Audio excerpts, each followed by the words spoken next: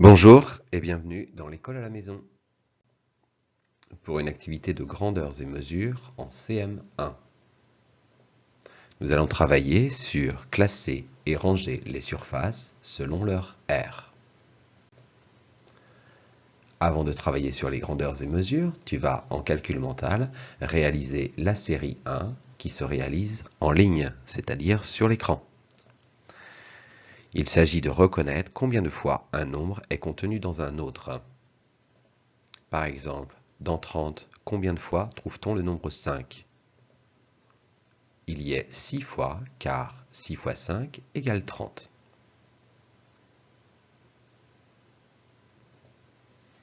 Pour faire cette série, tu dois cliquer sur le bouton Calcul mental 1 que tu trouveras sur la page de mathématiques des CM1.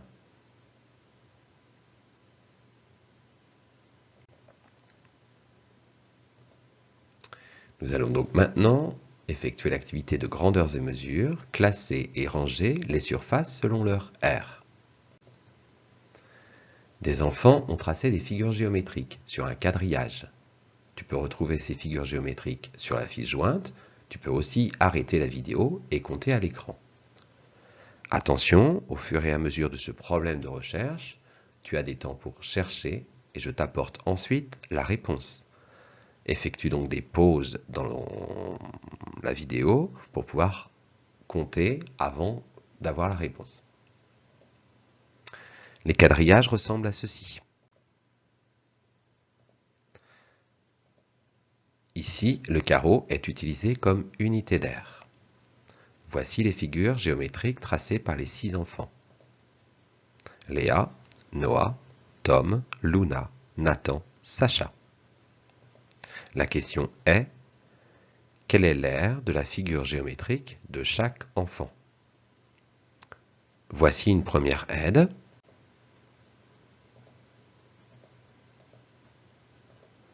La figure de Léa remplit 16 carreaux. Ce sont les 16 carreaux où un losange noir apparaît. L'aire de la figure de Léa est donc de 16 unités. Je t'apporte la réponse tout de suite pour tous les enfants. Léa a une figure dont l'aire est de 16 unités d'air. Luna 12 unités d'air, Noah 15 unités d'air, Nathan 16 unités d'air, Tom 12 unités d'air et Sacha 15 unités d'air. Tu dois écrire le nom des enfants maintenant dont les figures ont la même aire. Je t'apporte la réponse maintenant.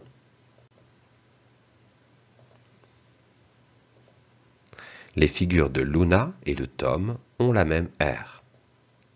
Les figures de Léa et Nathan ont la même aire. Les figures de Noah et Sacha ont la même aire. Pourtant, ces figures n'ont pas la même forme. L'aire et la forme peuvent être différents. Maintenant, vous devez ranger les figures de Luna, de Léa et de Noah dans l'ordre croissant de leur aire. L'ordre croissant, c'est-à-dire de la plus petite aire à la plus grande aire. Voici les réponses.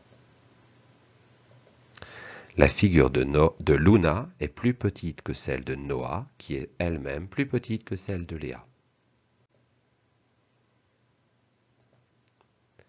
Maintenant que nous avons effectué ce problème de recherche plutôt facile, tu vas pouvoir t'entraîner.